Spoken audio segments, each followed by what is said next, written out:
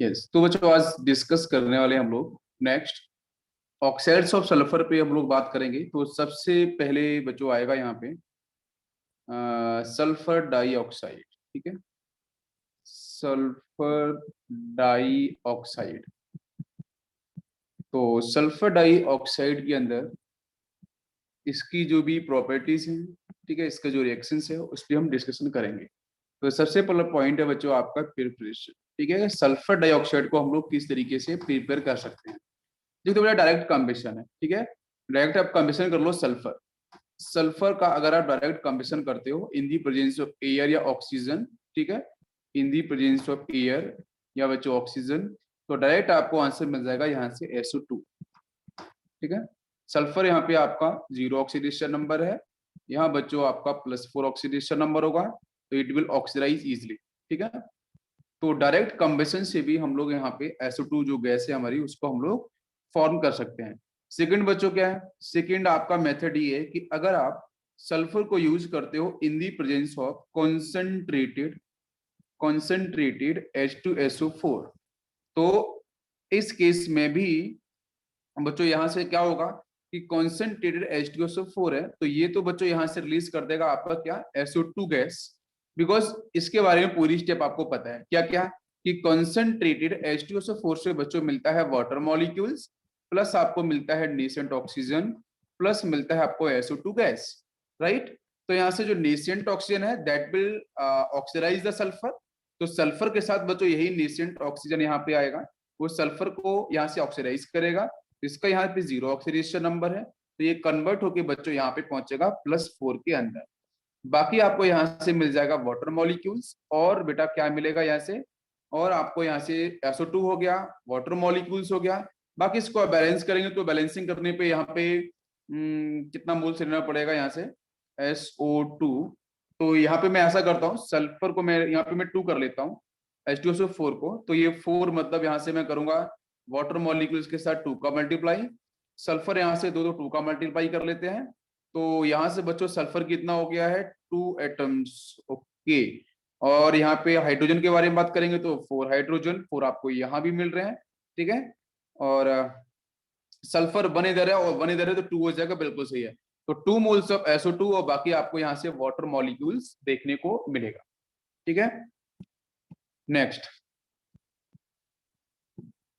बच्चों हम बात करते हैं कि अगर हम जो लेस एक्टिव एलिमेंट्स, अगर आपको पता है जो हमारी इलेक्ट्रोकेमिकल सीरीज थी, इलेक्ट्रोकेमिकल सीरीज में जो लोअर पोजीशन पे बेटा हाइड्रोजन से नीचे वाले जो हमारे एलिमेंट थे लेस एक्टिव जो मेटल से, अगर हम उनके साथ वजह से आपका कॉपर हो गया, जैसे सिल्वर हो गया, अगर उनके साथ अगर बच्चों मैं कॉन्सेंट्रेटेड H2SO4 अगर यूज करता हूं, तो भी आपका जो आंसर है वो आपका SO2 गैस आपके यहाँ से प्रोड्यूस करेगा।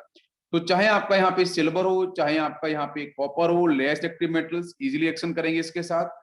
और यहाँ से बच्चों फॉर्मूला बताओ, अगर कॉपर के साथ अगर मैं यूज करूंगा कॉन H2SO4, और यहाँ पे थोड़ा सा हीट देना पड़ता है बिकॉज ये आपके नॉन रिएक्टिव मेटल्स हैं, लेस एक्टिव मेटल्स हैं कॉपर एंड सिल्वर, तो हीट करने से इनकी एक्टिविटी बढ़ जाती है, इलेक्ट्रॉन्स पे लायोनाइज। तो कॉपर बच्चों यहाँ पे 0 की स्टेट में है, सिल्वर आपका 0 की स्टेट में है, तो डेफिनेटली इट विल ऑक्सीडाइज, क्योंकि जो कॉन्सेंट्रेटेड H2SO4 है ये बच्चों डेफिनेटली वाटर मॉलिक्यूल्स रिलीज करेगा। प्लस यहां से आपको पहले तो अभी इसकी स्टॉप को समझो इसमें होने क्या वाला है, डायरेक्ट भी आंसर निकाल सकते हैं, बिकॉज कॉपर सीधा क्या होगा +2 की स्टेट में चला जाएगा डायरेक्ट, सिल्वर होगा वो भी आपका क्या चला जाएगा प्लस सिल्वर Ag +1 की स्टेट में चला जाएगा, लेकिन मुझे सल्फेट यहाँ से 2 मिलेंगे, तो सिल्वर आपको यहाँ पे 2 मोल्स लेना पड़ेगा। ठीक है, 2 मोल्स आपका सिल्वर, तो यहां से मैं कर दूंगा 2 आपके Ag+2, तो यहाँ भी 2 आयंस हो जाएंगे। सल्फेट SO4 -2 में है ना, सल्फेट की बात करेंगे तो वो आपको मिलेगा SO4 -2, तो 2 आपको जो पॉजिटिव चार्ज है +2 चाहिए, तो +2 कॉपर के पास सीधा मिल जाता है, सिल्वर आपका +1 में होता है, तो 2 मोल्स आपको लेने पड़ेंगे, इसलिए मैंने 2 का मल्टीप्लाई यहाँ पे कर दिया, तो 2 Ag+ यहाँ से, बाकी इसका सल्फेट सॉल्ट बन जाएगा, सीधा बना लो कॉपर सल्फेट, और यहाँ से हो जाएगा आपका 2 मोल Ag2 कर लेते हैं डायरेक्ट, तो बेटर रहेगा, यहाँ से करेक्ट आंसर हो जाएगा Ag2SO4। ठीक है, ये सॉल्ट सिल्वर, अगर सिल्वर यूज करेंगे तो ये सॉल्ट मिलेगा, कॉपर यूज करेंगे तो कॉपर सल्फेट मिलेगा। बाकी दोनों के केसेस के अंदर वाटर मॉलिक्यूल्स तो आपको मिलने वाला है, तो यहाँ भी वाटर मॉलिक्यूल्स लिख लो, यहाँ भी वाटर मॉलिक्यूल्स, और दोनों ही केसेस के अंदर आपको SO2 गैस भी मिलेगी और यहाँ भी SO2 गैस आपको मिलेगी। बस H2SO4 के जो मोल्स होंगे ना, वो दोनों केस के अंदर आपको 2 मोल्स लेने पड़ेंगे, ठीक है। 2 मोल्स आपको दोनों ही केसेस में लेने पड़ेंगे, तभी आपको जो रिएक्शन है वो बैलेंस्ड हो पाएगी, ठीक है।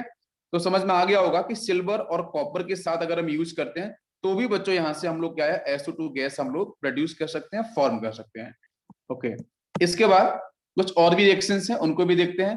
जैसे अगर बच्चों हम बात करते हैं सोडियम सल्फाइड या सोडियम हाइड्रोसल्फाइड, अगर उसके साथ में एस्टल यूज करूंगा तो आंसर क्या बनेगा? तो सोडियम सल्फाइड, सल्फाइड मतलब बेटा लास्ट में आपका मैं लिख देता हूँ SULPHITE, सल्फाइड की बात कर रहे हैं।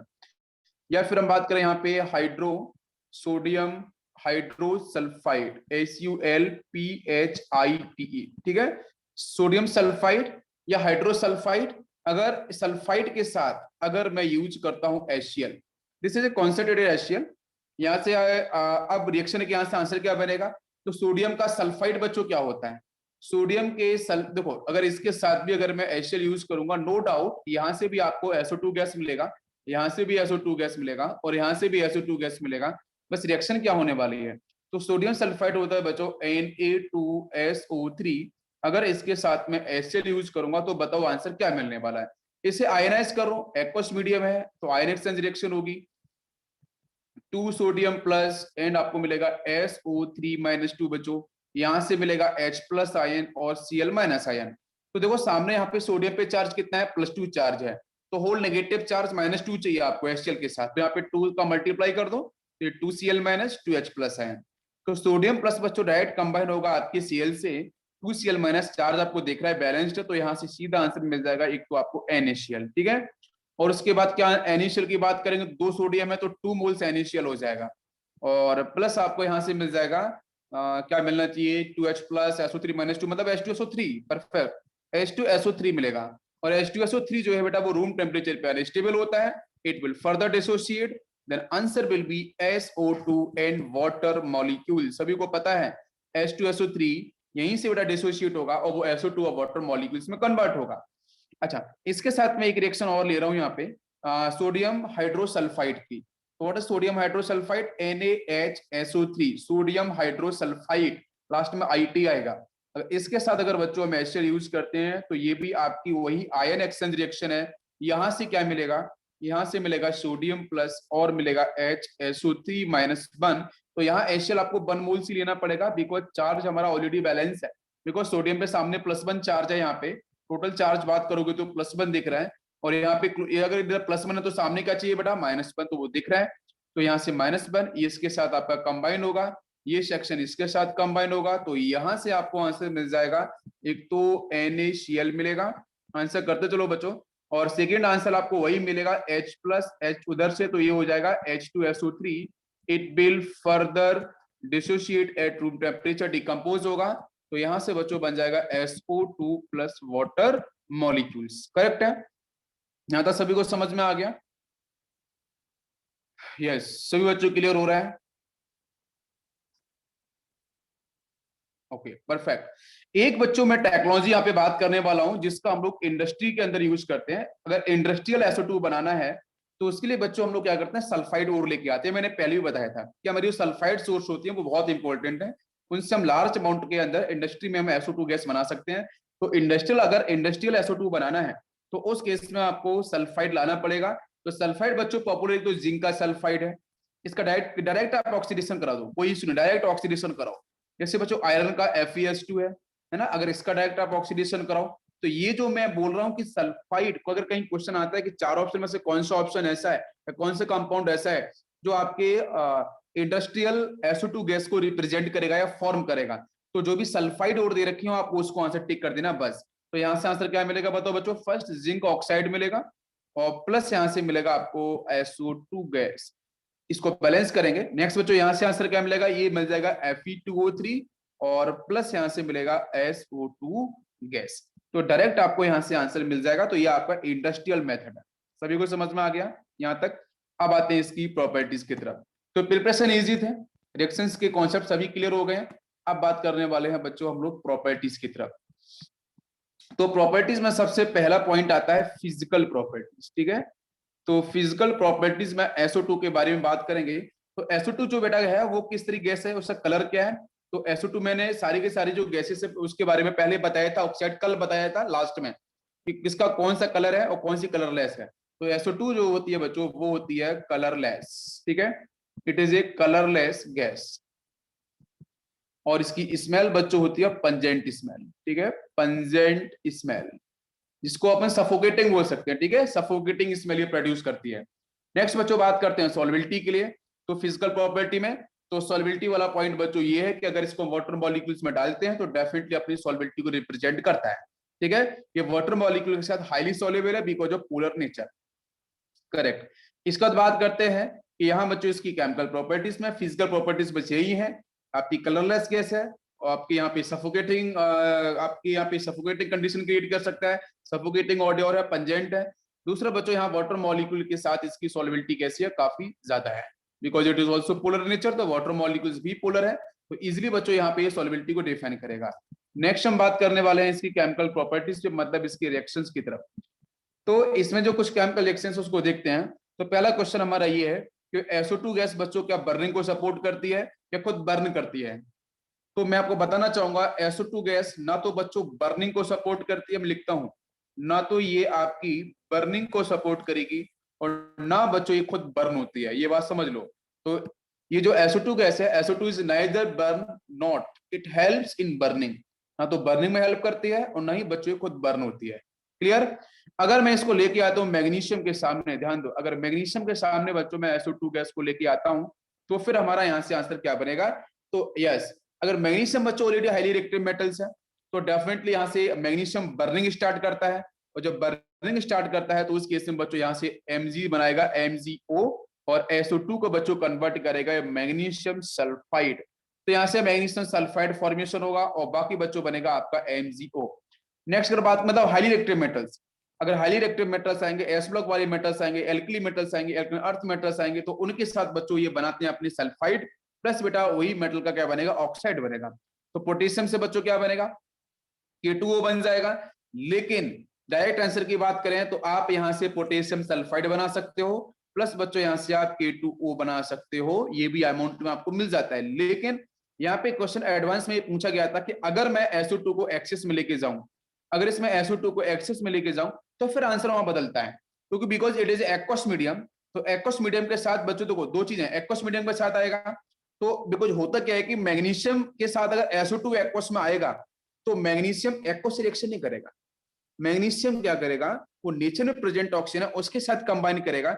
मैग्नीशियम डायरेक्ट वाटर मॉलिक्यूल से रिएक्शन नहीं करने वाला, कर गया तो मैग्नीशियम हाइड्रोक्साइड बन जाता है, ठीक है। तो ये ध्यान रखना पड़ता है कि रिएक्शन आपकी हाईली एक्सोथर्मिक ना हो, ठीक है, जिसकी वजह से हम क्या करते हैं SO2 को ड्राइड रखते हैं, और ड्राइड रखने का तरीका आपको ऑलरेडी पता है। तो इसको ड्राइड रखने के लिए हम CaCl2 वगैरह कंपाउंड यूज कर सकते हैं, वाटर मॉलिक्यूल्स को एब्जॉर्ब कर लेगा और ये बच्चों मैग्नीशियम का सीधा रिएक्शन करता है और बनाता है MgO plus magnesium sulphide. Magnesium sulphide ये आपका सॉल्ट है, बाकी बनेगा आपका ऑक्साइड। लेकिन पोटेशियम आएगा तो पोटेशियम की एक्टिविटी इतनी हाई होती नहीं है, तो बच्चों ये क्या करेगा, ये आपका सबसे रिएक्शन करेगा इस वाटर मॉलिक्यूल्स के साथ। तो क्वेश्चन है कि पोटेशियम सीधा वाटर मॉलिक्यूल से रिएक्शन नहीं करता है, आप सीधा लेके भी आओगे तो हाईली एक्सोथर्मिक प्रोसेस परफॉर्म करेगा। तो पहले क्या होगा कि आपका SO2 first act with water molecule तो कन्वर्ट करेगा H2SO3 के अंदर, मेरी बात समझ में आ रही है, H2SO3 में कन्वर्ट होगा और नाउ दिस H3SO3 इसके साथ अब बच्चों पोटेशियम डिस्कस होगा, तो पोटेशियम अब यहां से एक्टिवेट होगा और अब बच्चों यहां से फॉर्म कर K2SO3, तो एक सॉल्ट बनता है यहां से K2SO3 और एक और बनता है K2S2O3, ये बनता है, लेकिन ये बहुत ही लेस अमाउंट में होता है, इसको नहीं ध्यान रखना है, सिर्फ K2SO3 आपको यहां से क्या होगा देखने को मिलेगा। तो मैग्नीशियम के साथ डालेंगे तो मैं MgO plus magnesium sulphide, potassium के साथ डालेंगे SO2 तो मिलेगा आपको यहाँ से K2SO3, वो एक्सिस के अंदर देखने को मिलेगा। और बाकी अगर आप यहाँ पे रूम टेम्परेचर की बात करोगे तो K2O पोटेशियम का सल्फाइड, बट ये सारे के सारे अनस्टेबल है, जो पूरी तरीके सॉल्ट में कन्वर्ट होंगे तो बच्चों बनाएंगे K2SO3। तो this is the final product. अगर क्वेश्चन आता है तो क्या टिक करना होगा, K2SO3, ठीक है। चलो इसके बाद हम लोग बात करने वाले हैं इसकी थर्मल डिकम्पोजिशन की। तो SO2 को अगर बच्चों हम डिकम्पोज करते हैं तो यहाँ पे आपको हाई टेम्परेचर चाहिए, इसकी वैल्यू बेटा होती है 1200 डिग्री सेल्सियस के अराउंड। ये बच्चों कन्वर्ट हो जाता है आपके सल्फर के अंदर और किस में कन्वर्ट होगा बेटा, थर्मल डिकम्पोजिशन की बात कर रहे हैं। SO2 को बेटा मैं 1200 डिग्री सेल्सियस पे हीट करते हैं, तो मुझे बताओ आंसर क्या बनेगा। एक तो सल्फर रिलीज हो जाएगा यहाँ से, और दूसरा आंसर बच्चों यहाँ से बनता है SO3। ये ध्यान देने वाली बात है कि जब मैं इसे डिकम्पोज करता हूँ तो आपके SO2 को, तो बच्चा ये कन्वर्ट होता है सल्फर ट्राइऑक्साइड के अंदर, और सल्फर यहाँ से करता है प्रोड्यूस। मतलब ये रिएक्शन बहुत ही इंपॉर्टेंट है, अगर आप नीट के क्वेश्चन देखोगे तो वहां पे रिएक्शन आपकी डिस्कस हुई है। ठीक है, जनरली 99% बच्चों ने गलत करा है, क्योंकि SO2 को डिकम्पोज करने पर उन्होंने क्या बनाया, सीधा सल्फर बनाया और ऑक्सीजन गैस बना दी। बट गलत आंसर है। बहुत से बच्चों ने सीधा इसका आंसर दिया कि सही भाई सल्फर बनेगा और सर ऑक्सीजन गैस बाहर चली जाएगी, ये गलत आंसर है। ठीक है, तो यहाँ से होगा क्या, एक तो सल्फर बनेगा ये ठीक है, लेकिन SO2 जो गैस ऑलरेडी दिख रही है ना, होता क्या है कि यहाँ पे इसके जो मोल्स है ना वो चेंज होते हैं। जरा मैं थोड़ा बताता हूँ पूरा आपको, होगा क्या कि SO2 को जब मैं हीट करता हूँ 1200 डिग्री सेल्सियस पे, तो बेटा इसके 3 मोल्स आते हैं, अप्रोक्स आपके 3 मोल्स आते हैं, टेम्परेचर वही होता है, तब ये कन्वर्ट होता है सल्फर के अंदर। और प्लस बच्चों यहाँ से अब ये कन्वर्ट होगा 2 मोल, 2 इंटू 3 कितना हो जाएगा, एक तो सल्फर यहाँ पे हो गया है, 3 यहाँ पे थे, तो मतलब 2 मोल्स आएगा, 2 मोल्स SO2 आपका यहाँ से प्रोड्यूस होगा। तो this is the correct answer. सभी को समझ में आ गया। बाकी एसिड नेचर के बारे में आपको पता है कि अगर बच्चों हम लोग इस SO2 गैस को पानी में डालते हैं तो अपने एसिड नेचर को शो करता है, बिकॉज जब ये डिसॉल्व करता है पानी के साथ, जब ये SO2 बच्चों डिसॉल्व करता है वाटर मॉलिक्यूल के साथ, तो मुझे बताओ कौन सा एसिड प्रोड्यूस करता है बेटा, सल्फ्यूरस एसिड। कौन सा, H2SO3, सल्फ्यूरस। ठीक है, 2 हाइड्रोजन यहाँ पे हैं, एक सल्फर, तो यहाँ से आपका बन गया सल्फ्यूरस एसिड। सल्फ्यूरस एसिड का फॉर्मेशन करेगा। सभी को यहां तक क्लियर हो गया होगा, सभी क्लियर है। ओके, नेक्स्ट बच्चों बात करते हैं, अगर मैं यहाँ पे ध्यान देना, अगर मैं यहाँ पे सोडियम हाइड्रोक्साइड के साथ SO2 लेके आऊंगा तो आंसर क्या बनेगा, बताओ बच्चों, बताओ बेटा निरान क्या बनना चाहिए। सोडियम हाइड्रोक्साइड के साथ मैं SO2 लाया, ऊपर आपका 1 मोल दिया है मैंने, नीचे 2 मोल दिया है, बताओ दोनों का आंसर क्या बनना चाहिए। बस थोड़ा सा लॉजिक लगाना, मैक्रोजम आपको ऑलरेडी पता है क्या होने वाला है, बताओ। बस आपको यहाँ पे एक्वस मीडियम तो लेना है, और रिएक्शन मैकेनिज्म में पता है, पहले SO2 first react with water molecules, तो बनाएगा आपका acid, acid react with then base, then AOH से रिएक्शन करेगा। ऊपर मैंने 1 मोल दिया, नीचे मैंने 2 मोल दिया, आपको फिक्स कर दिया। अब बताओ यहाँ से आंसर क्या बनेगा। यस, आंसर करो सभी लोग। नेक्स्ट बच्चों बात करते हैं कि अगर मैं सोडियम कार्बोनेट को लेके आता हूं या बाई कार्बोनेट को लेके आऊंगा, तो उनके साथ अगर बच्चों मैं SO2 गैस यूज करूंगा, SO2 ये एक्वस मीडियम के साथ होगा, तो डायरेक्ट बेटा यहाँ से कार्बन डाइऑक्साइड गैस रिलीज करेगा, ये फिक्स है। प्लस यहाँ से बनाएगा सोडियम हाइड्रोजन सल्फेट। अगर यहाँ से कार्बोनेट मैंने लिया है तो आपका CO2 गैस तो यहाँ से रिलीज हो चुका है, बाकी ये बेटा यहाँ से एक्वस प्लस एक्वस के साथ है ना SO2, तो यहाँ से आपका वो सल्फ्यूरस एसिड बनेगा, देन वो कंबाइन करेगा बेटा यहाँ से आपके सोडियम के साथ, तो ये बनाएगा NaHSO3, राइट, NaHSO3 बनेगा, बाकी अभी कार्बन डाइऑक्साइड गैस रिलीज करेगा। लेकिन ऊपर वाले में आंसर क्या बनना चाहिए, जब मैंने 1 मोल यूज किया तो बच्चों कोई डाउट ही नहीं, आप सीधा आंसर मान लो क्या, NaHSO3 सोडियम बाइसल्फाइड। क्यों, क्योंकि वाटर के साथ पहले SO2 रिएक्शन करेगा, तो समझो बच्चों यहाँ से पहला आंसर आपको मिलने वाला है H2SO3 depends upon a requirement. H2SO3 is not a perfect strong acid, तो बेटा यहाँ से आपको इक्विलिब्रियम देखने को मिलता है, तो इसका मतलब H2SO3 फर्स्ट आयोनाइज होगा H प्लस आयन के अंदर और HSO3-1 के अंदर, फिर से सेकंड स्टेप में लेके जाएंगे, तो HSO3-1 is also acid because present of H plus ion, तो फर्दर बेटा K2 यूज करेंगे हम लोग इक्विलिब्रियम कांस्टेंट सेकंड, तो फिर वहां से देखने को मिलेगा H प्लस आयन और SO3-2 आयन। समझ में आ गया पूरा सभी को, सल्फाइड आयन। तो बेटा आप पहली स्टेप के अंदर जब ये आयोनाइज होगा तो मिलेगा H प्लस आयन और मिलेगा HSO3-1 आयन, तो this will combine with sodium, तो बन गया आपका NaHSO3। सेकेंड स्टेप में बेटा मैंने 2 मोल्स यूज किया है, तो पता है इसको पूरी तरीके से आयोनाइज करना पड़ेगा, तो यहाँ से जो बनेगा ना H2SO3 इसको पूरी तरीके से आयोनाइज करना पड़ेगा, तब आपको मिलेगा 2H plus ion and SO3-2 ion. Now it directly combine, तो what is the answer, Na2S2, आपका आंसर मिल गया बेटा Na2SO3, this is sodium sulphide plus आपका वाटर मॉलिक्यूल। सभी को समझ में आ गया, ये आंसर बनाना है। नेक्स्ट, परफेक्ट, बिल्कुल ये सब रिवीजन वाला सेक्शन है, बस आपको मैं बता रहा हूं कि मोल्स किस तरीके से बदल रहे हैं, क्या क्या आंसर आपका होगा।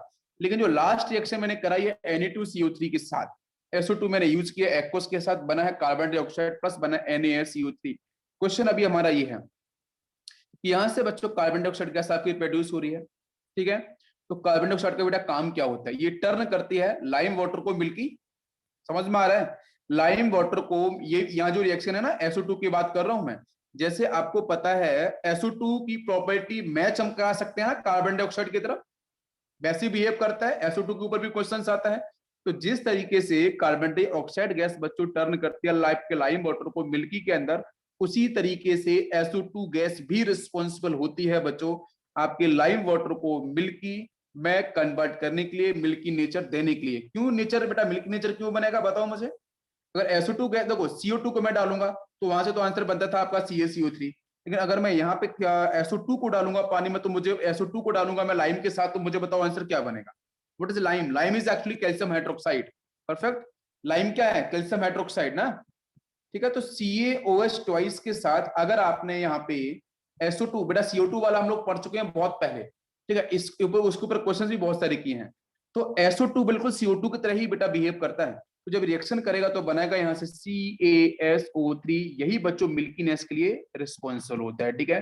तो जो मिल्कीनेस है उसके लिए आपका यही रिस्पॉन्सिबल है CaSO3, और प्लस बच्चों यहाँ से बन जाएगा आपका water molecules, because simply ion exchange reaction होने वाली एसिड बेस रिएक्शन है, यहाँ से आपका ये एक्वस मीडियम होगा तो बेटा आंसर बना लेगा, तो CaSO3 बनेगा, बाकी वाटर मॉलिक्यूल्स बिकॉज कर लो यहाँ पे पूरा H2SO3 बना लो, वैसे इसके जैसे कंबाइन कर लो आयन एक्सचेंज के साथ तो बनेगा CaSO3, बिल्कुल बिल्कुल कार्बन डाइऑक्साइड की तरह बिहेव करता है, परफेक्ट, ये मिल्कीनेस को यहाँ पे शो कर दिया है, समझ में आ गया।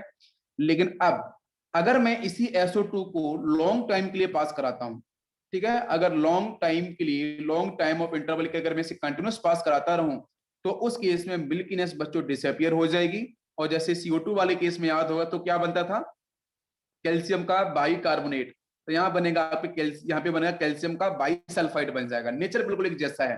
अगर लॉन्ग लॉन्ग इंटरवल के अगर आपने पास करा दिया तो ये CaSO3 कन्वर्ट हो जाएगा CaSO3, फर्दर बच्चों वही वाटर मॉलिक्यूल्स प्लस वही SO2 गैस, ठीक है, इसको लॉन्ग इंटरवल के मैंने पास कराया, तो यहाँ से बच्चों ये CaSO3 will convert into the CaHSO3 twice, इसका बच्चों नाम क्या हुआ, कैल्शियम बाइसल्फाइड, कैल्शियम बाइसल्फाइड इसका नाम होगा, और ये होता है बच्चों सॉल्युबल, कैसा होता है, ये आपका सॉल्युबल सॉल्ट होता है, सॉल्युबल कंपाउंड होता है, समझ में आ गया सभी को यहाँ तक, परफेक्ट। SO2 की प्रॉपर्टीज क्वेश्चन आता है तो आप कर पाओगे। ओके, नेक्स्ट बच्चों हम डिस्कस करने वाले हैं कि अगर मैं यहाँ पे SO2 के साथ अगर मैं क्लोरीन लेके आता हूं तो बताओ मुझे आंसर क्या बनेगा। SO2 के साथ अगर मैं क्लोरीन लेके आऊंगा तो हमारा आंसर क्या बनना चाहिए।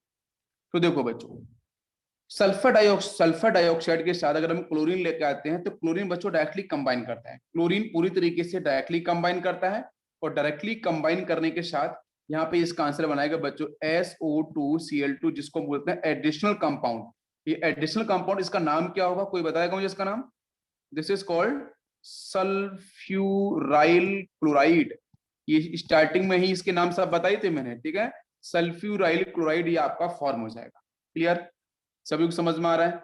यस, नेक्स्ट अगर बच्चों मैं SO2 को अगर मैं डायरेक्ट ऑक्सीजन के साथ बर्न कराता हूं तो यहाँ पे इक्विलिब्रियम मिलता है, ये कन्वर्ट होता है SO3 के अंदर, इसमें कन्वर्ट होगा SO3 गैस के अंदर, ये कन्वर्ट हो जाएगा, डायरेक्टली कंबाइन हो जाता है। ये भी आपका, अब बात करते हैं इसके बाद रिड्यूसिंग नेचर की तरफ। तो रिड्यूसिंग नेचर में क्योंकि आपको पता है यहाँ पे जो सल्फर डाइऑक्साइड है इसका ऑक्सीडेशन नंबर बच्चों +4 है, और सल्फर का हाईएस्ट ऑक्सीडेशन नंबर +6 होता है, तो मतलब ये आपका +4 तो नीचे आ रहा है, तो मतलब ये दोनों तरीके से काम करेगा, बोथ ना, दोनों तरीके से काम करेगा। तो पहले हम बात करते हैं इसके रिड्यूसिंग नेचर को लेकर। तो रिड्यूसिंग नेचर मतलब क्या कि आपको पता है SO2 जब भी मिलेगा तो बच्चों एक्वस मीडियम के साथ ही मिलेगा, तो जो एक्वस सॉल्यूशन है आपके SO2 का वो बच्चों हमेशा एक्ट करता है रिड्यूसिंग नेचर की तरह, ठीक है। जहां से आपको सल्फ्यूरस एसिड क्या बनेगा, यहाँ से वाटर के साथ बच्चों क्या बनेगा, एक्चुअली वो सल्फ्यूरस एसिड होगा H2SO3, तो sulphurous acid always act as reducing agent, ठीक है। और ये कन्वर्ट किस में होगा, ऑब्वियसली स्टेबिलिटी गेन करना चाहेगा, जब स्टेबिलिटी गेन करना चाहेगा तो बच्चों कन्वर्ट किस में होगा, सल्फ्यूरिक के अंदर। तो H2SO4 में कन्वर्ट बिल्कुल होगा, मतलब ऑक्सीडेशन सपोर्ट कर रहा है, अगर ये ऑक्सीडेशन को सपोर्ट कर रहा है तो इसका मतलब working as reducing agent. Perfect, सभी को समझ में आ रहा है, और प्रोड्यूस करेगा निस्टेंट हाइड्रोजन। और इसमें एक डाउट है किसी बच्चे का, संदेश में बोला PCl5 + H2O4 give sulphuryl chloride, right, बिल्कुल हाँ करेक्ट है, परफेक्ट है, बिल्कुल सही आंसर संदेश। अब इसके बाद देखते हैं नेक्स्ट रिएक्शन हम लोग, तो रिएक्शन कैसे होने वाली है। तो सबसे पहली स्टेप में बच्चों क्या होगा, water molecules plus sulphur dioxide, आपको पता है यहाँ से बनने वाला है H2SO3, ये हो गया बच्चों यहाँ पे फर्स्ट स्टेप। सेकेंड स्टेप क्या होगा, H2SO3, now it will combine with water molecules, तो यहाँ से बच्चों आंसर क्या बनेगा। तो देखो ध्यान से, आपको यहाँ पे ये जो H2SO3 है सल्फ्यूरस एसिड वाटर मॉलिक्यूल से कंबाइन होगा, तो कंबाइन होने के बाद बच्चों यहाँ से आपका आंसर बनाएगा ये H2SO4, बिकॉज नेसेंट ऑक्सीजन तो यहाँ कहीं मिलता नहीं है।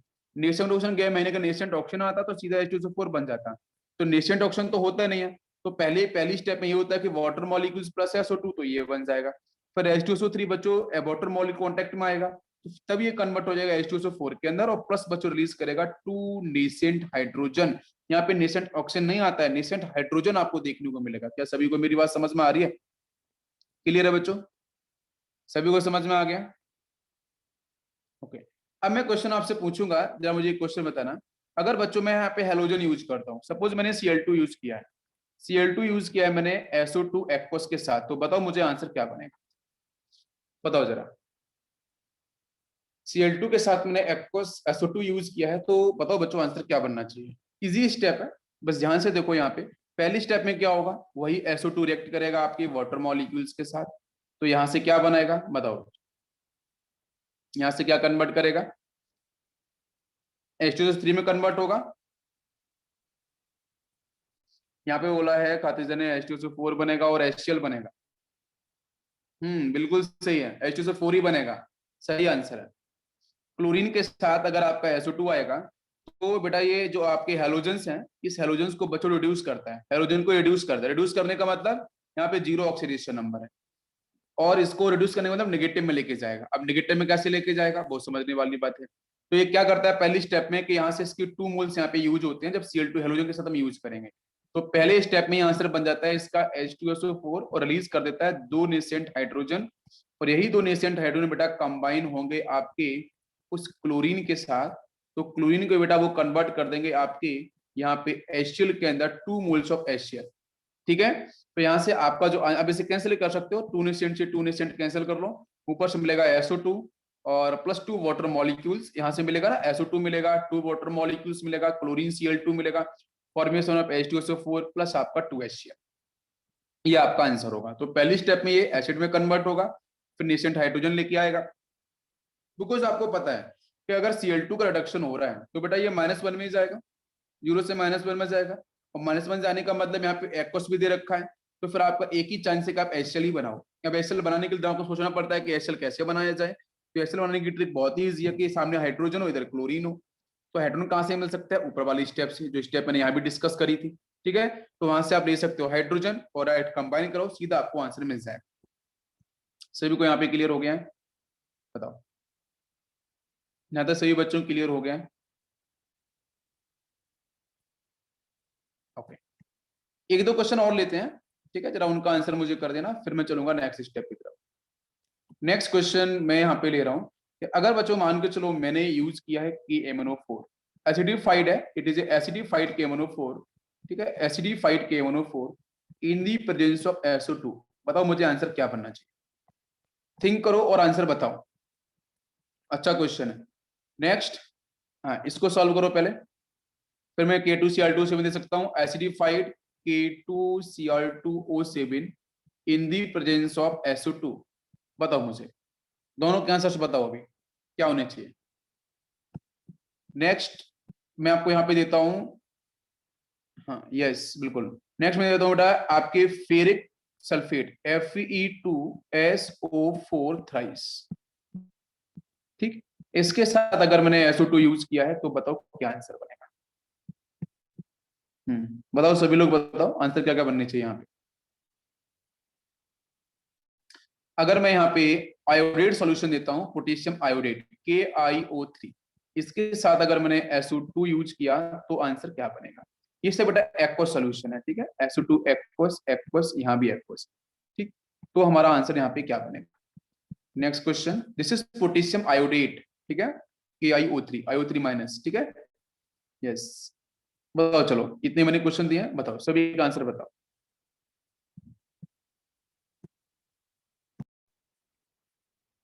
यस, चलो देखते हैं हम लोग फर्स्ट में। फर्स्ट को बच्चों बहुत ही इजी है, फर्स्ट में हमें कुछ करना नहीं था ऐसा, लेकिन आपको मैं चलो समझा देता हूँ एक बार, आपकी हेल्प करता हूँ। चलो सबसे पहले मैंने आपको वही केमोनोफोर दिया था, राइट है, तो केमोनोफोर को समझ लेते हैं। तो सबसे पहले के एमएनओ4 के साथ बच्चों H2SO4 आएगा, इजी स्टेप है, सीधा बन जाएगा K2MnO4, ठीक है। प्लस मुझे जल्दी नहीं है, आपको भी जल्दी नहीं है, सिलेबस आराम से खत्म होगा, लेकिन चीजें पूरी आनी चाहिए सही से, चीजें आएंगी तो फिर दिक्कत हो जाएगी। केमोनोफोर के साथ H2SO4, यहाँ पे मैं इसके 3 मोल्स लेता हूँ, राइट, H2SO4 के यहाँ पे इसके 2 मोल्स लेता हूँ, तो K2MnO4, K2MnO4 नहीं K2SO4 बनेगा, ठीक है। यस, एक बार इससे क्लियर कर देता हूँ मैं, वो MnSO4 में हाँ, तो यहाँ से आपका बन जाएगा K2SO4 प्लस बन जाएगा आपका यहाँ से 2 मोल्स MnSO4 प्लस आपका बनेगा 3 मोल ऑफ वाटर। ये कितनी बार रिएक्शन हो चुकी है, ठीक है, 5 नेसेंट ऑक्सीजन आपको मिलेंगे। बस पहली स्टेप क्लियर। सेकेंड स्टेप में SO2 के साथ अब बेटा डायरेक्ट रिएक्शन करेगा वाटर मॉलिक्यूल, तो यहाँ से बन जाएगा आपका, इसके 2 मोल्स लेने पड़ेंगे, ये कन्वर्ट हो जाएगा H2SO4 के अंदर, और सभी को पता है कि 2 नेसेंट हाइड्रोजन निकलने वाले हैं। लास्ट स्टेप में क्या होने वाला है बच्चों, ये नेसेंट हाइड्रोजन और ये नेसेंट ऑक्सीजन दोनों आपस में कंबाइन हो जाएंगे, टू नेसेंट हाइड्रोजन, ऊपर से 5 नेसेंट ऑक्सीजन थे, तो मैं बाद में से पूरा बैलेंस कर लूंगा, ठीक है, मल्टीप्लीकेशन करके, तो यहाँ से बन जाएगा वाटर मॉलिक्यूल्स। बस इसे सॉल्व कर देना, समझ में आ गया सभी को। तो कौन कौन से आंसर मिलेंगे आपको यहाँ से, एक तो K2SO4 मिल जाएगा प्रोडक्ट में, दूसरा MnSO4 मिल जाएगा, और एक H2SO4 मिलेगा, बाकी सब कैंसिल हो जाएंगे, बाकी सब के सब कैंसिल हो जाएंगे, ठीक है। चलो ये ऑलरेडी हो चुका है, बस मैंने यहाँ पे आपको डिफाइन किया, ये आपको ध्यान रखना है। इसी तरीके से K2Cl2 होगा, वो भी आपको पता है, उसमें बताने की जरूरत नहीं पड़ेगी, ठीक है। अच्छा लास्ट रिएक्शन पे आते हैं सीधा, लास्ट रिएक्शन को समझाना है मुझे। देखो मैंने आपको दिया था KiO3, तो ये पहली रिएक्शन क्या होगी, फर्स्ट रिएक्शन यहाँ पे होती है SO2 के साथ 2 वाटर मॉलिक्यूल्स आएगा, ये कन्वर्ट होगा H2SO4 के अंदर, प्लस बेटा प्रोड्यूस करेगा 2 nascent hydrogen, step first. Step second में क्या होगा कि जो पोटेशियम आयोडेट है KiO3, it will combine with H2SO4, ठीक है, ये ध्यान रखना पड़ेगा। KiO3 because it is acidified, this is also acidified, this is also acidified, right, ये भी एसिडिफाइड होता है, इसलिए यहाँ पे लिखा है मैंने H2SO4, उसका पहले रिएक्शन कर जाएगा। तो पता है मुझे 2 मोल्स, बिकॉज़ सल्फेट -2 में होगा, तो मुझे 2 मोल्स लेना पड़ेगा, पोटेशियम को 2+2 चार्ज करना पड़ेगा मुझे, तो 2 मोल्स मैंने ले लिया पहले ही आपका, ठीक है। तो बनाओ आंसर क्या बना, यहाँ से बनेगा पोटेशियम, यहाँ से सल्फेट, तो K2SO4 बन गया सीधा, प्लस क्या बनेगा, प्लस बन जाना चाहिए यहाँ से हाइड्रोजन, यहाँ से IO3 माइनस, तो ये बन जाएगा आपका HiO3, वो भी 2 मोल्स HiO3 बन जाएगा सेकेंड स्टेप के अंदर। थर्ड स्टेप क्या होगी, थर्ड स्टेप में ये जो आयोडिक एसिड है अभी इसको पूरा फिनिश करना पड़ेगा, इसकी एक्टिविटी है, तो HiO3 ये बेटा रिएक्ट करेगा उन नेसेंट हाइड्रोजन के साथ जो ऊपर देख रहे हैं, तो 2 नेसेंट हाइड्रोजन, बाकी बैलेंस कर लेना इसे। तो यहाँ से बताओ मुझे कन्वर्जन क्या होगा, HiO3 in the presence of nascent hydrogen, HiO3 ये आयोडीन यहाँ पे दिख रहा है, वो कन्वर्ट किस में हो जाएगा भाई, ऑक्सीडेशन नंबर निकाल लो यहाँ पे, अगर आपको नहीं पता है तो H प्लस और IO3 माइनस बनना है, ऐसे डिसोसिएट कर लो, तो X plus -6 is equal to -1, 2 into -2 into 3 कर लेंगे, ठीक है। तो X की वैल्यू बच्चों यहाँ पे आ जाएगी +5, बिल्कुल सही। तो यहाँ पे क्या है, आयोडीन +5 की स्टेट में है, तो +5 का मतलब यहाँ से in the presence of hydrogen, nascent hydrogen, तो बच्चों ये क्या होगा, ये आपका रिड्यूस हो जाएगा और कन्वर्ट हो जाएगा I2 के अंदर। ये लिख के करना पड़ता है, याद मत करो, लिख के देखो तो आंसर पता चलेंगे आपको, बिल्कुल जीरो में चला गया, बिल्कुल सही है, जीरो में ही जाएगा, यही सॉल्यूशन है इसके पास। और दूसरा आंसर बच्चों यहाँ से क्या मिलेगा, वही आपका वाटर मॉलिक्यूल्स बचा बचाया, इसको बना लो और इसको कैंसिल कर लेना बैलेंसिंग में। अब आओ यहाँ पे जरा पार्ट कौन कौन से मिलने चाहिए, तो एक तो आपको मिल जाएगा, देखो यहाँ से एसिड तो एसिड कैंसिल हो जाएंगे, ये नेस्टेंट हाइड्रोजन सब कैंसिल हो जाएंगे, ठीक है। यहाँ से मिलेगा तो K2SO4 मिल जाएगा, मतलब नीचे आपको जो मिलेगा एज ए प्रोडक्ट, एक तो K2SO4 मिलेगा, प्लस आपको मिल जाएगा और क्या, और यहाँ से एसिड भी बैलेंस करना पड़ेगा, तो देखना पड़ेगा एसिड बचता है कि नहीं बचता है, ठीक है। तो H2SO4 का भी अमाउंट दिखता है वैसे, और प्लस आपको यहाँ पे मिल जाएगा एक तो ये बचा हुआ आयोडीन है, तो मेजर है तो बनेगा, तो आयोडीन और K2SO4 आपको डेफिनेटली यहाँ पे मिले, यही इंपॉर्टेंट है। बाकी पार्ट कैंसिल हो रहे हैं तो कैंसिल कर देना, बैलेंसिंग और कोई दिक्कत नहीं, समझ में आएगा सभी को। Reducing nature clear, reducing nature clear सभी को। बात करें ऑक्सीडाइजिंग नेचर पे, बिकॉज मैंने बोला था सल्फर का ऑक्सीडेशन नंबर SO2 के अंदर +4 है, तो ऑक्सीडाइजिंग रिड्यूसिंग दोनों तरीके से एक्टिवेट होगा इक्वल टू रिडॉक्स कॉन्सेप्ट, ठीक है। यस, अब बात करते हैं बच्चों हम लोग ऑक्सीडाइजिंग एजेंट की तरह, ठीक है। तो कुछ बच्चों ने आंसर्स किए थे सही, कुछ बच्चों ने आंसर किए थे गलत, लेकिन निरांत के आंसर बहुत सारे अच्छे आए थे। खदिजा थोड़ा आपने कहीं की मिस्टेक कर रखी थी, संदेश के भी आंसर सही आए थे, बाकी दीप्ति आपके भी आंसर ठीक आए थे। सभी लोग ट्राई करो। अब बात करेंगे बेटा ऑक्सीडाइजिंग नेचर की तरह।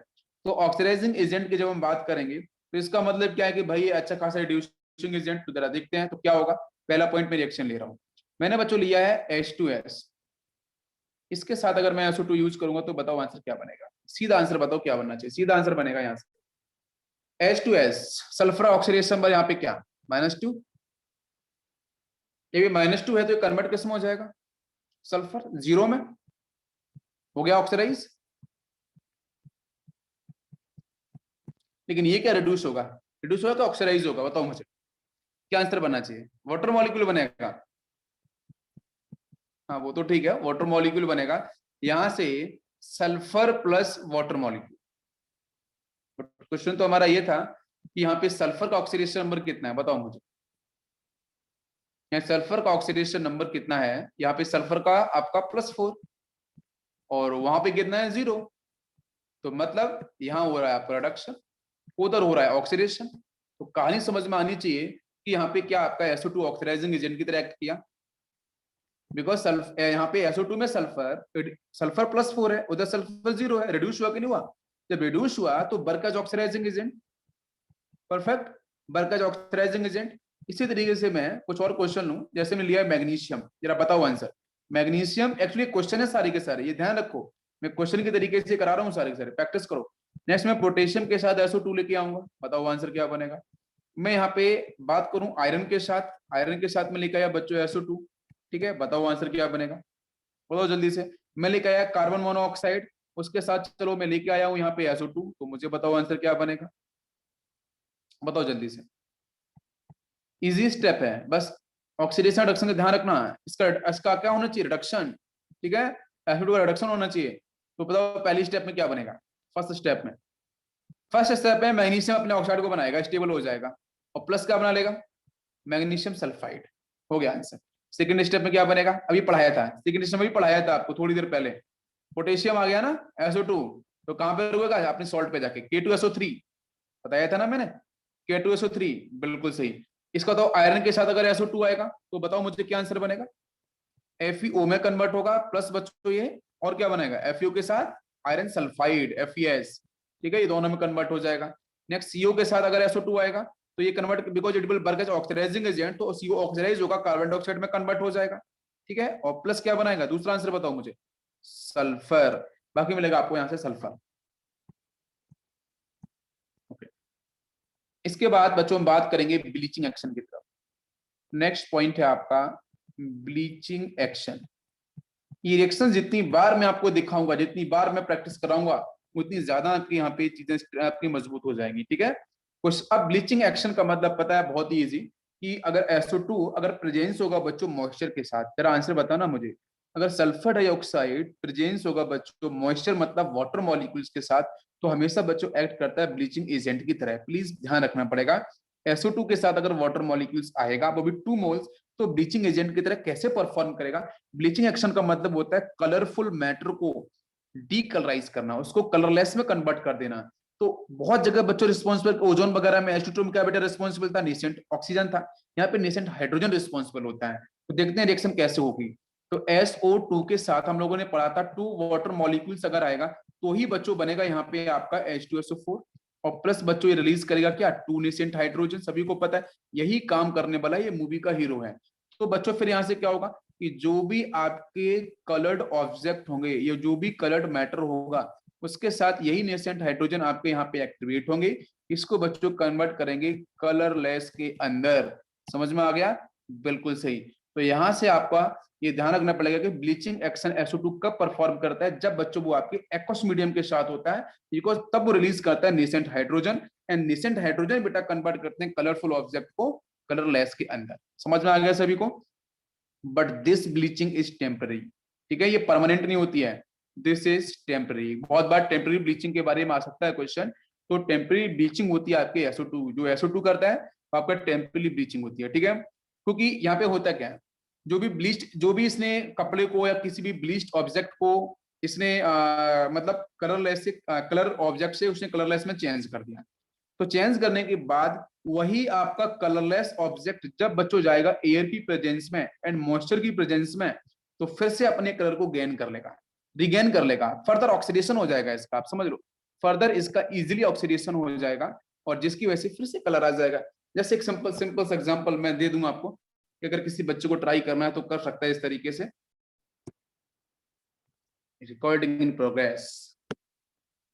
ओके, अब देखो, अब बच्चों हम लोग बात करेंगे SO3 को लेकर, सल्फर ट्राईऑक्साइड। सल्फर ट्राईऑक्साइड में सबसे पहले बात करेंगे इसकी प्रिपरेशन की, ठीक है।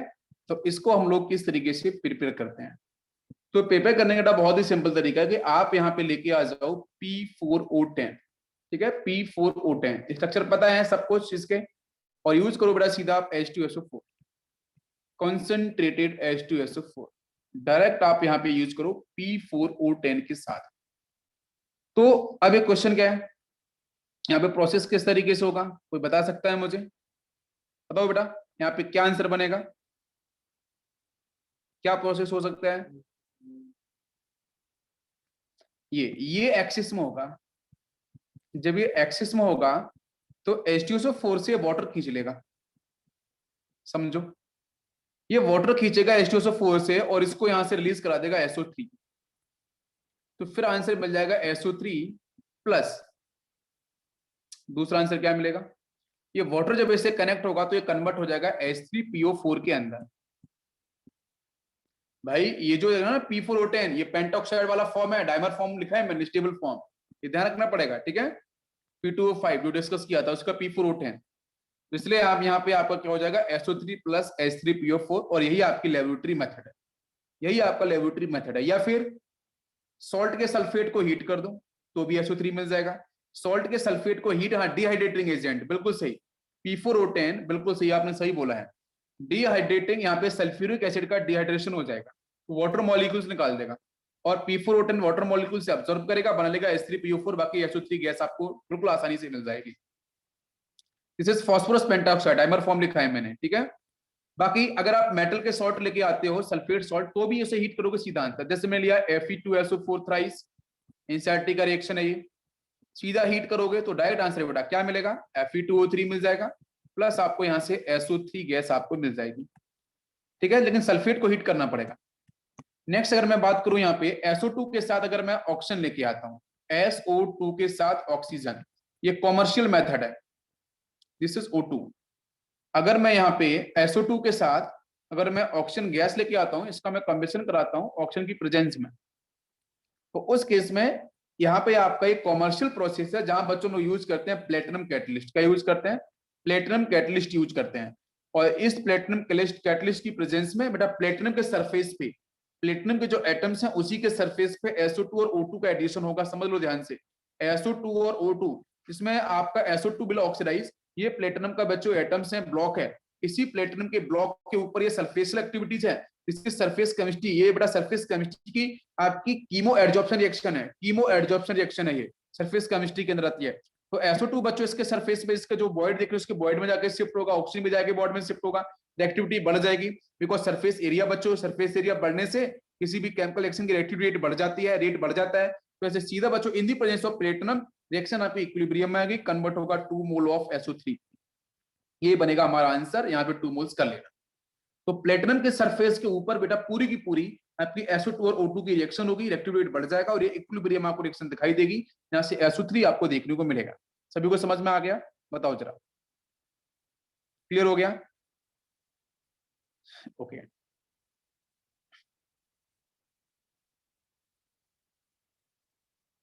तो यहाँ पे ये भी सेक्शन खत्म हो गया, ठीक है। अब बच्चों हम लोग बात करेंगे इसके बाद सल्फर की तरफ, ठीक है, सल्फर के ऑक्सी एसिड्स, सल्फर के ऑक्सी एसिड्स, बाकी रिएक्शंस बच्चों इसमें कुछ खास है नहीं, उस पर इतना ध्यान नहीं देना। अब आते हैं ऑक्सी एसिड्स, ऑक्सी एसिड्स के अंदर हमारे कुछ कॉमन ऑक्सी एसिड्स हैं जब हम बात करते हैं, तो देखो बच्चों हमारे बहुत सारे ऑक्सी एसिड्स हैं सल्फर के, जिनको मैं डिफरेंट डिफरेंट फॉर्म में मैं क्या करता हूँ उनको डिफाइन करता हूँ। तो ऑक्सी एसिड्स जिनके पास बेटा सल्फर सल्फर सिंगल बॉन्ड होता है, ध्यान दो, ऑक्सी एसिड्स जिनके पास सल्फर सल्फर सिंगल बॉन्ड होता है उनको बच्चों में डालता हूँ कौन किस कैटेगरी में, सल्फर सल्फर बॉन्ड है तो मतलब थायो एसिड्स, उनको डालता हूं मैं थायो एसिड्स कैटेगरी में। ये फर्स्ट कैटेगरी है आपके सल्फर्स की, ऑक्सिक एसिड्स की। ठीक, दूसरी बच्चों अगर हम बात करते हैं जहां पे ऑक्सीडेशन नंबर लोअर होता है, ठीक है, लोअर ऑक्सीडेशन नंबर, बस लेक्चर फिनिश करने वाले हैं, बेसिक इंट्रोडक्शन खत्म करता हूं। अगर लोअर ऑक्सीडेशन नंबर वाले एसिड है तो बच्चों में सफिक्स में लगाता हूं अस एसिड, ठीक है, मैं कैटेगराइज पहले ही कर देता हूं। तीसरी कैटेगरी, अगर बच्चों आपके हायर, ठीक है, अगर ऑक्सीडेशन नंबर वाले, अगर मैक्सिमम ऑक्सीडेशन वाले अगर बच्चों एसिड्स आते हैं तो उसको बेटा हम लोग डालते हैं एक एसिड कैटेगरी में। तो तीन ही कैटेगरी है, कौन कौन सी है, थायो एसिड्स और आपके अस एसिड और आपके एक एसिड, ठीक है। जैसे यहाँ पे मैं एक छोटा सा एग्जांपल ले रहा हूँ, ठीक है, आपको यहाँ समझ में आ जाएगा। जैसे बच्चों में बोलूं सल्फ्यूरस एसिड कैटेगरी में, मैंने चलो यहाँ पे लिखा है, आप जरा आंसर दो ना, मैंने लिखा है H2S2O5, जरा इसका आंसर बताओ क्या होगा, इसका नाम बताओ क्या होगा, H2S2O5। मैंने लिखा है बच्चों यहाँ पे H2S2O4, जरा इसका बताओ नाम क्या होगा। मैंने लिखा है H2S2O2, ठीक है, इसका नाम बताओ क्या होना चाहिए। नेक्स्ट लिखा है मैंने H2SO3, इसका नाम क्या होगा। बस यही फिनिश करते हैं, इसके नाम बता दो बस जल्दी से। जल्दी से बताओ बच्चों क्या होंगे इसके नाम। यस, सबके सब अस एसिड है, मैं हिंट कर देता हूँ, सारे के सारे बच्चों अस एसिड है। अस एसिड क्यों है, बिकॉज यहाँ पे ऑक्सीडेशन नंबर कितना आएगा, निकालो आप, +4 आएगा, +4 आएगा ना। देखो भाई H2H2O5 है ना, +4 आएगा। नेक्स्ट H2SO4, यहाँ पे निकालोगे तो +3 ऑक्सीडेशन नंबर, हाईएस्ट तो नहीं है ना, हाईएस्ट वाले नहीं है तो अस एसिड होंगे डेफिनेटली। यहाँ पे निकालो कितना ऑक्सीडेशन नंबर आएगा, ये भी आपका यहाँ से आएगा +1 आ जाएगा, ये भी आपका अस एसिड होगा। यहाँ से निकालो तो ये आपका H2SO3 में ये +4 आएगा, ये भी अस एसिड, सारे के सारे अस एसिड कैटेगरी के हैं। तो इसका नाम क्या है, सल्फ्यूरस। लास्ट वाले का नाम क्या है, लास्ट वाले का नाम है आपका सल्फ्यूरस, सल्फ्यूरस एसिड। वो ट्रिक अब याद करनी पड़ेगी, वो ट्रिक जो बताई थी क्लास में, राइट, उससे आंसर बनेंगे सारे के सारे। इसका नाम बताओ H2H2O2, इसका नाम बताओ जल्दी से, क्या होगा इसका नाम, थायो सल्फ्यूरस, थायो सल्फ्यूरस एसिड, सारे अस एसिड है ये। नेक्स्ट मैं पूछूं H2H2O4, बताओ इसका नाम, hypo sulphurous, hypo sulphurous acid. मैं पूछूं H2SO5, H2H2O5 का नाम क्या होगा, इसका नाम हो जाएगा pyro sulphurous acid. Hypo, pyro, thio, ये सब ध्यान रखने पड़ेंगे। अभी मैंने बोला ना थायो, तो यहाँ पे सल्फर सल्फर बॉन्ड आएगा, मैं बताऊंगा किस तरीके से आएगा, बाकी जगह नहीं मिलेगा, बाकी जगह सल्फर सल्फर देख जरूर दो रहे हैं, लेकिन बॉन्ड बताऊंगा मैं किस तरीके से आंसर बनेगा। तो ये बात समझ में आई, एसिड की कैटेगरी समझ में आ गई, lower oxidation number, pyro, hypo, पहले के लेक्चर्स को रिवाइज करो, ये समझ में आ जाएंगी, ठीक है, बिल्कुल। अब इसके बाद वो ट्रिक मैं आज फिर से अपडेट करूंगा, फिर से उसे एक बार देख लेना। अब बात करूंगा मैं एक एसिड, वो तो 4 हो गए आपके अस एसिड वाले। एक एसिड में क्या होगा बताओ बेटा, हाईएस्ट ऑक्सीडेशन नंबर +6 होना चाहिए। जैसे लोग एग्जांपल की बात करते हैं, पहला एग्जांपल आता है बच्चों H2SO4, सभी को पता है सल्फ्यूरिक एक एसिड होगा, ऑक्सीडेशन नंबर इज +6। मैं बोलूं यहां से आपको H2H2O3, H2H2O3 चेक कर लेना, +6 ऑक्सीडेशन नंबर आएगा, इसका नाम क्या होगा, इसका नाम होगा थायो सल्फ्यूरिक एसिड, थायो सल्फ्यूरिक एसिड। वो ट्रिक याद करनी पड़ेगी बच्चों, बिल्कुल इजी समझ में आ जाएगा।